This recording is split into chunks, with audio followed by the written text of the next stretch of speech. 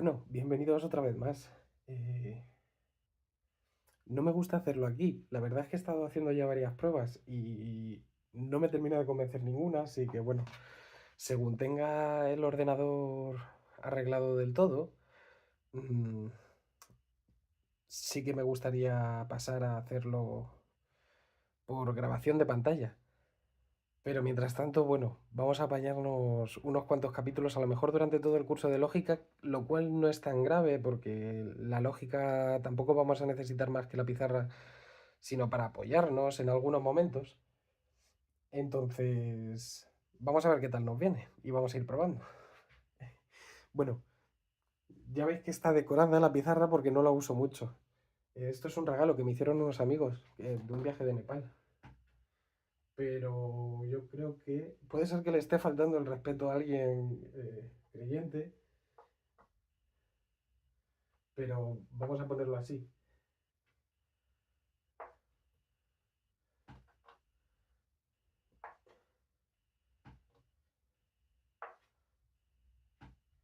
Y ya no nos molesta, y no creo que a nadie le importe mucho, o al menos a nadie de mis espectadores. Yes. Unas frases salvajes aparecieron. En concreto son las frases que estuvimos poniendo de ejemplo un poco el otro día. Ya dijimos de todas estas frases que por ser proposiciones tienen que ser frases sintácticamente correctas, semánticamente claras, declarativas. Mm, Vimos que de las proposiciones, además, podíamos determinar el valor de verdad. Podíamos decir si una proposición es verdadera o falsa porque podemos ir a aquello de lo que la proposición habla. Por ejemplo, hoy hace sol. Bueno, pues la verdad es que ahora mismo estoy grabando esto un poco, se está haciendo de noche. Entonces, en concreto, esta proposición aquí y ahora sería falsa. Mm, Vamos a comenzar introduciendo que yo muchas veces en vez de decir falso y verdadero con V y F, y empecé estudiando ingeniería de software, entonces estoy muy acostumbrado a la lógica computacional. Y en lógica computacional, al valor de verdad, de falsedad, se le da el valor cero. Y me gustaría que os vayáis acostumbrando porque seguramente use ceros y unos más que verdadero y falso. Además, esta frase nos viene bien porque este tipo de frases ya es tratada por Hegel. En la fenomenología del espíritu, precisamente, eh, Hegel nos hace una referencia a este tipo de frases cuyo valor de verdad se anula y se valida con el paso del tiempo. O sea, esto es una frase que depende del momento. Mm, Hemos dicho que esta frase ahora mismo es falsa. Bueno, pues si yo esta frase no la cambio, si yo esta frase la dejo aquí escrita en la pizarra y pasan 12 horas, mañana por la mañana esta frase va a ser verdadera, porque saldrá el sol. Y si mañana no sale el sol, pues porque está muy nublado, pues al día siguiente. Entonces, según va pasando el tiempo, esta frase, esta proposición, sin cambiarle nada, iría cambiando sus valores de verdad y falsedad y verdad y falsedad. Entonces, este tipo de frases es bastante interesante. Pero de momentos a nosotros lo que no nos interesa toda esa reflexión. A nosotros lo que nos interesa es su valor de verdad. Y esta en concreto ahora, que es de noche, es una proposición falsa. Si pasamos a la siguiente proposición, entonces podríamos hacer lo mismo, porque en ella se dice que si llueve, entonces mi patio se moja. Y ya dijimos que si vamos a mi patio y esperamos a que llueva, entonces podremos comprobar si esta frase es verdadera o falsa. En concreto, en mi patio, que no tiene techo ni nada, esta frase sería verdadera. Le daríamos un uno. Bien. Con respecto a la tercera frase, la de el 7 es un número par, no es una frase que tengamos que ir a ningún lugar. Ya dijimos que conociendo las propiedades de los números, pues podemos saber si el 7 es par o impar. No nos hace falta ir a ningún lado. Tenemos que movernos dentro de nuestra cabeza. Quizá por eso Aristóteles llamaba a todos los procesos lógicos lugares, ¿no? Y hay varios libros de la lógica que hablan de los lugares. Pero bueno, en concreto esta frase es falsa. Y la última Pues ya dijimos que esta frase no es ni verdadera ni falsa, pues porque sintácticamente no hay sujeto, no hay predicados, esta frase no predica nada acerca de nada, así que la podríamos cancelar, la podríamos tachar. De hecho, no sé por qué gastar tinta, pues directamente la podríamos quitar. Vale, pues hoy lo que vamos a hacer es introducir ya un poquito de notación. Vamos a empezar a ir viendo terminología y vamos a ir ahorrándonos trabajo. Porque el otro día estábamos inventándonos frases, buscando ejemplos. Ahora, nosotros en matemáticas estamos muy acostumbrados a manejar letras. ¿Qué pasa si yo a esta primera frase la llamase P, a esta Q y a esta R? Entonces yo podría decir que tengo las frases P, Q y R. Y no tendría que escribir todos estos ejemplos tan largos, ni comerme mucho la cabeza, ni tener que buscar yo los ejemplos. Ya los podríamos representar de una forma más sencilla. Ahora queda a vuestro cargo buscaros vuestros propios ejemplos. Yo voy a ir hablando de las proposiciones P, Q, R, S. Bueno, he de decir que usaré P, Q, R, S si son un conjunto pequeño, un conjunto numerable, pequeñito de proposiciones, pero si estuviésemos hablando en algún caso de proposiciones infinitas o muy largas, ya os dije que aprender de subíndices es muy importante porque las llamaré P1, P2, P3, tantas como fuesen necesarias, hasta infinitas, podríamos decir. Entonces, vale. Partiendo de esto, voy a borrar esto, porque nosotros dijimos que de estas tres había una que se nos quedaba un poquito en el tintero, que era esta. Si llueve, entonces mi patio se moja. Porque dijimos que dice dos cosas distintas. Dijimos que enunciaba dos propiedades. Decía algo del llover, que el llover moja mi patio, y dice algo de mi patio, que cuando llueve se moja. Si os fijáis, de las proposiciones anteriores, P, Q, R, ya tenemos todo lo necesario. Ya conocemos en profundidad y podríamos hablar de todas las proposiciones simples. Por otro lado, si nos fijamos en esta, ahora vuelvo. Cuando nosotros analizábamos en el vídeo anterior un poco esta frase, decíamos que esta frase tenía algo de especial porque no enunciaba las propiedades de una única cosa, sino que enunciaba las propiedades de dos cosas distintas. ¿Cómo nos afecta esto ahora que nosotros estamos introduciendo ya la terminología de las proposiciones? Bueno, pues imaginaos que yo meto dos proposiciones. P, llover, Q, mi patio se moja. De hecho, mejor que llover, voy a poner hace lluvia.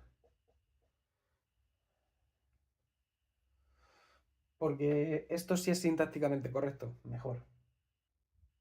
O sea, llover como tal es un verbo, no, igual no tiene, no tiene sujeto, no tiene predicado.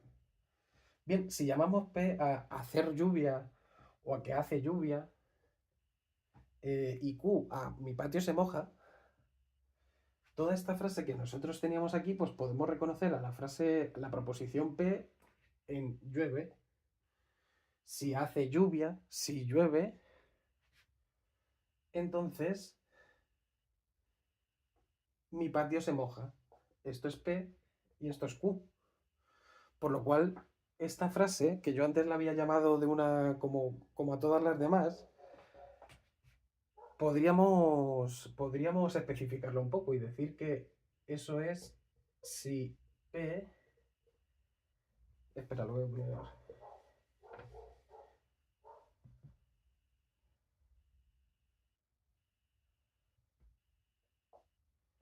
Si P, entonces Q.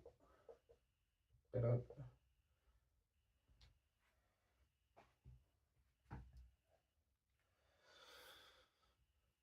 Fijaos que nosotros cuando comenzamos un poco el viaje de la lógica dijimos que para el lenguaje matemático queríamos evitar y dejar de lado todo el lenguaje natural, que el lenguaje natural cuanta menos cabida tuviese, mejor. Y ya he tenido que recurrir al lenguaje natural. Ya se nos están colando aquí ciertas frases y ciertas expresiones que son mucho más propias del lenguaje natural que del matemático. Al menos por escrito, quiero decir. Eh, pues corto ha sido nuestro viaje, ya está, ya hemos terminado, ya vemos que hemos tenido que reintroducir el lenguaje natural y que no podemos hacer un lenguaje matemático sin contar con el lenguaje natural. Eh, pero, ¿qué ocurre si a estas cosas nosotros les diésemos símbolos? Por ejemplo, si nosotros acordásemos y nos pusiésemos de acuerdo en que esto significa exactamente lo mismo que esto, y que esto de sí, entonces, queda recogido por esa flechita, esta de aquí, entonces volvemos un poco a nuestro camino matemático. Bien, esto es a lo que se denominan las proposiciones compuestas. Son proposiciones que se pueden descomponer en proposiciones simples, proposiciones más pequeñas. Yo por lo general muchas veces se me va a escapar llamar a las proposiciones simples raíces cuando estamos hablando dentro de una proposición compuesta. Entonces para mí P y Q son las raíces de esta proposición compuesta, que es si P entonces Q. Pero claro, nos hemos metido aquí ya a escribir simbolitos y a escribir cosas de matemáticas y aún no hemos visto cómo se manejan esos símbolos. Por lo cual nos va a interesar pues empezar por el principio. ¿Y cómo podemos empezar por el principio? Bueno, pues muy sencillo. De hecho, yo creo que hoy para calentar solo vamos a ver uno de los conectores lógicos, porque a estas cosas se le llaman conectores lógicos.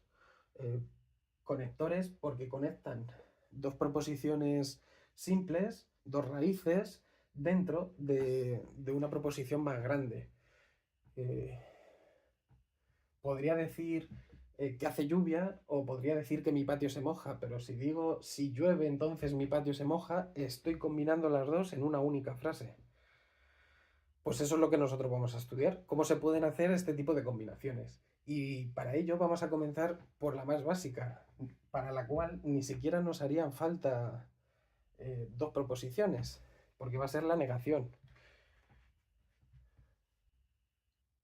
Bueno, vamos a comenzar diciendo que precisamente por estar estudiando lógica proposicional, a esto se le denomina lenguajes de orden cero. Ya veréis que hay muchísimas diferencias entre el lenguaje natural y esto que nosotros estamos haciendo. Y es bueno para nosotros. Es bueno para nosotros porque verdaderamente el lenguaje de orden cero es mucho más sencillo que los lenguajes que nosotros utilizamos. Y para muestra un botón. Vamos a ver un poco cómo funciona la negación. Nosotros ya hemos manejado en varias ocasiones la frase de el 7 es un número par. Y esto en el análisis anterior pues, lo podríamos llamar P y podríamos decir que P es falsa. Ahora bien, la negación en matemáticas invierte completamente este valor. Si esto es una frase falsa, entonces su negación necesariamente tiene que ser algo verdadero. Pero que me ha quedado aquí un poco... su negación tiene que ser algo completamente verdadero.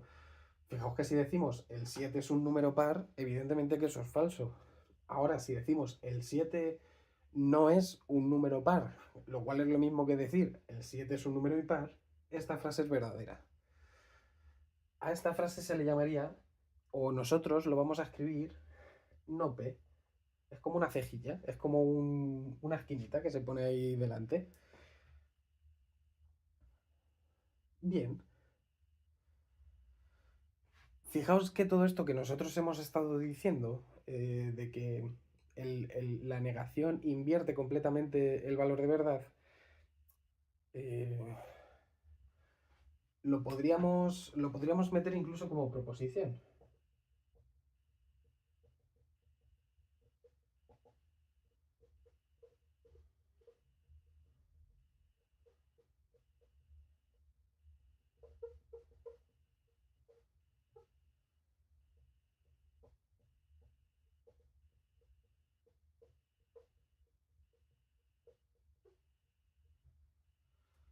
Voy a aprovechar esto para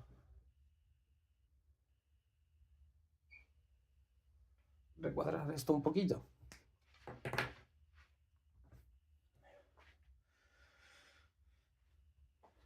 Bien, esto que es algo que a nosotros nos parece súper evidente.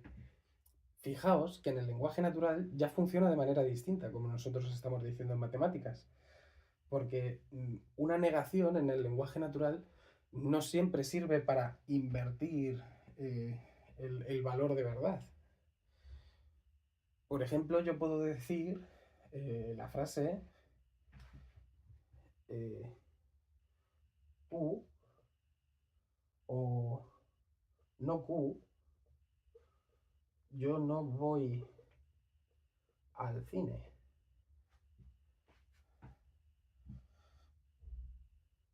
Esta frase niega Q, claro, Q está siendo yo sí voy al cine. Entonces, la negación de yo voy al cine es yo no voy al cine, y con esto efectivamente estamos diciendo, o sea, esto funciona exactamente igual que lo que hemos dicho para nuestras proposiciones matemáticas.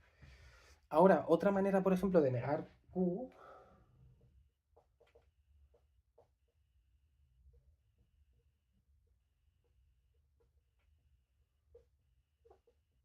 sería decir yo nunca voy al cine. Si os fijáis, decir yo nunca voy al cine ya incluye dentro de su significado la frase de yo no voy al cine. ¿Qué más das? Decir yo no voy al cine o decir yo nunca voy al cine. De hecho, esta frase de yo no voy al cine, volvemos un poco a lo del tema de Hegel, está vinculada con el momento, porque no hace referencia a ningún momento temporal. O sea, yo no voy al cine ¿cuándo? ¿Ahora o dentro de 2 días o la semana que viene? Sin embargo, cuando dices yo nunca voy al cine, ya te estás desligando de su relación temporal. Da igual cuándo, que tú nunca vas al cine. Entonces, ambas las podríamos interpretar como una negación de Q. Es cierto que esto no es lógica proposicional y que al analizar el lenguaje natural tendríamos que tener muchas más cosas en cuenta. Pero así entre nosotros y con lo que hemos visto, podríamos decir que ambas son negaciones de Q. Entonces, claro, fijaos, porque si la negación invertía el valor de verdad, entonces, no me queda hueco, una doble negación se anula, ¿no? O sea, negar 2 veces la misma proposición vuelve a su valor de verdad original.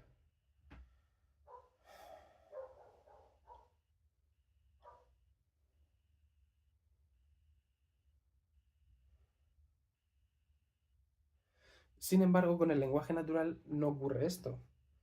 Si nosotros tenemos la frase yo no voy al cine y yo nunca voy al cine, entonces yo podría decir la doble negación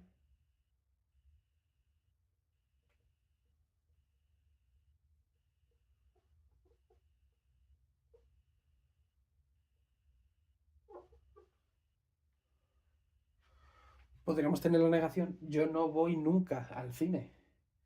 Pero decir yo no voy nunca al cine es como reforzar esta frase de aquí.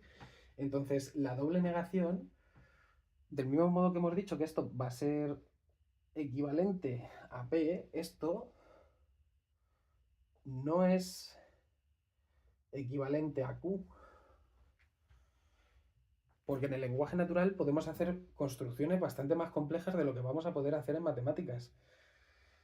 Esto quizás es algo donde no me debería de haber metido, pero me gusta meterme porque yo quiero reclamar que las matemáticas, pues una de las mayores excusas que se pone no solo entre los alumnos, sino que verdaderamente se pone entre toda la población, menores, mayores de edad, adultos, Y ancianos, esto de que las matemáticas son algo difícil. Bueno, pues fijaos que para empezar, nosotros en nuestro día a día ya hacemos cosas mucho más complicadas y con mucho más significado y necesidad de interpretación de los significados que lo que vamos a hacer en matemáticas. En matemáticas ya hemos dicho que una doble negación es como no poner nada. O sea, para poner la doble negación podríamos poner directamente P. Sin embargo, en el lenguaje natural ya hemos visto que una doble negación a veces no es lo mismo que quitar las dos negaciones. Entonces, nosotros en nuestro día a día hacemos frases y oraciones muchísimo más complejas que las que nosotros vamos a estudiar. Bien, la proposición que teníamos antes, la de la negación invierte los valores de verdad, la deberíamos demostrar. Pero para hacer esa demostración vamos a añadir ahora una herramienta que vamos a utilizar mucho en todo este capítulo de la lógica, que son las tablas de verdad. Vamos a hacer nuestra primera tabla de verdad y vamos a hacer nuestra primera tabla de verdad con la negación. Ahora, ¿cómo vamos a hacer una tabla de verdad? Bueno, pues una tabla, os hacéis una idea, ¿no? Son una tabla. Bien, pues nosotros lo primero que tenemos que definir de la tabla es las dimensiones. Entonces, vamos a empezar por columnas. Nosotros, en la primera fila, por columnas, vamos a poner en primer lugar nuestra raíz, P.